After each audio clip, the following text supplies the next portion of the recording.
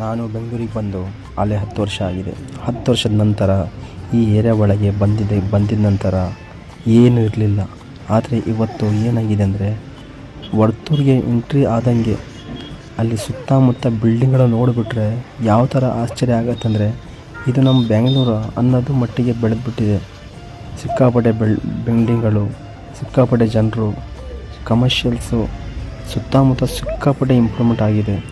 ಇದಕ್ಕೆ ಕಾರಣ ಏನಂದರೂ IT ಕಂಪ್ನಿಗಳು ಮತ್ತು ಪ್ರತಿಯೊಬ್ಬರಿಗೂ ಉದ್ಯೋಗವನ್ನು ಸೃಷ್ಟಿಸದೆ ಈ ಬೆಂಗಳೂರು ಎಲ್ಲದಕ್ಕೂ ಕೆಲಸವನ್ನು ಕೊಡುತ್ತಿದೆ.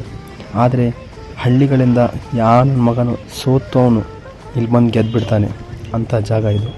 ಅದಕ್ಕಾಗಿ ನಾನು ಹೇಳೋದು ಏನಂದರೆ, ಕರೆಕ್ಟ್ ಸಮಯಕ್ಕೆ ಒಳ್ಳೆಯ ನಿರ್ಧಾರವನ್ನು ತಗೊಂಡು ಲೈಫಲ್ಲಿ ಮುಂದೆ ಬರೋಕ್ಕೆ ನೋಡಿ.